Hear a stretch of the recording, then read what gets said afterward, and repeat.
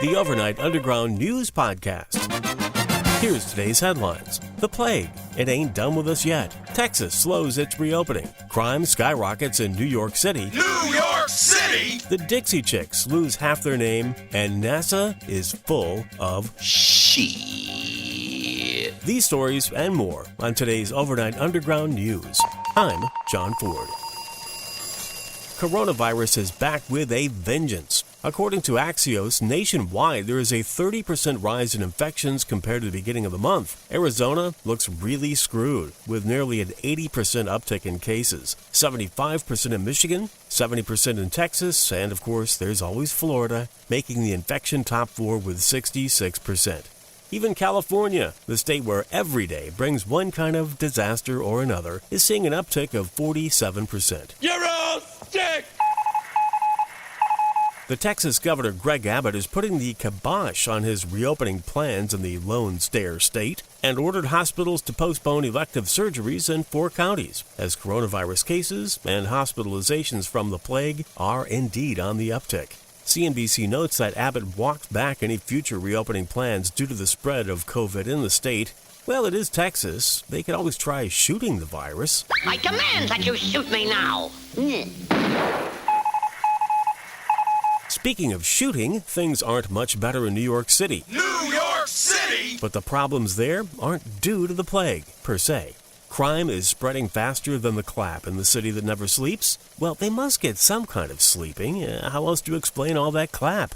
Just get Clap on, clap off. the clapper. NYPD Commissioner Dermot Shea has gone on record saying that the criminal justice system has essentially imploded in New York. NBC New York reports that the homicide rate in the city has hit a 5-year high, and the number of people shot has jumped over 40%. I command that you shoot me now.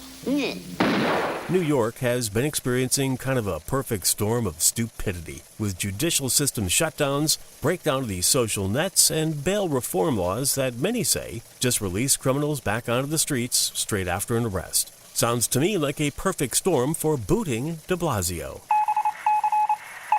Let's see what's on tap for the social justice shit show today. According to the Wall Street Journal, a group of angry identity grievance politics ding-dongs in, where else, New York City, New York City! are refusing to sing the Star-Spangled Banner at a graduation ceremony, and of course, they want to replace it with something else, something they approve of. Of course, I'll bet NWA's "F*** the Police" is in their top 3. Personally, I think it should be changed to the Team America theme song. America, fuck yeah, coming again to save the motherfucking day, yeah, America, fuck yeah, America.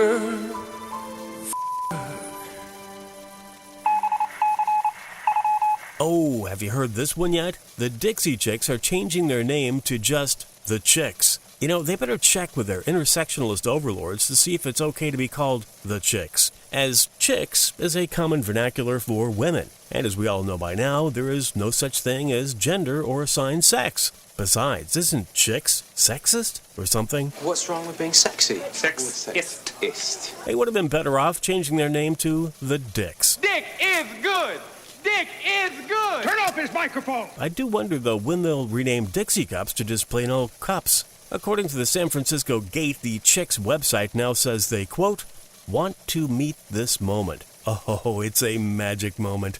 Just in case you were wondering, the term Dixie refers to the southern U.S. states. And just to show you how incredibly stupid all this is, the Dixie Chicks play music that has its roots in southern culture, country music. In fact, all historical music that's of any worth here in the U.S. comes from the South. Country, blues, jazz, bluegrass, sea shanties. What? Outside of that, chicks, you'll soon learn that you can never virtue signal enough. Sooner or later, you too will end up on the wrong end of the social justice culture wars. Of course, you know, this means war. Just the other day, the Overnight Underground reported on Tina Fey wanting all the 30 Rock episodes that contained blackface erased. Now the former SNL star is in hot water from the grievance race-based intersectionalist lunatics over her portrayal of the Asian community. Yep, the self-righteous Twitter mob is after Faye for her Asian bits from Mean Girls and 30 Rock. I've said it before, I'll say it again. Sooner or later, they're coming after you too. Because nothing says schadenfreude quite like racial political virtue signaling. Pepperidge Farm remembers. Hey, NASA needs a new space toilet stat. Futurism.com is reporting that everyone's favorite space agency is on the lookout for a space toilet that can handle 0.5 kilogram of diarrhea. Oh my God. As you can imagine, taking a constitutional in zero gravity is no picnic. And if you've got a case of the crabapple two-step, wow, I can't even imagine. NASA is launching their Lunar Loo Challenge so that when the astronauts head back to the moon, they can park their moon on a better head. NASA is currently looking for designers and even offering a $20,000 reward for the best designed zero-gravity porcelain god. 20 grand, huh? That's a lot of Taco Bell. Can I interest anyone in a used toilet seat? N-E-W-S. A mostly correct and occasionally incomplete transcript and links to reference sources and articles of this Overnight Underground can be found at overnightundderground.com.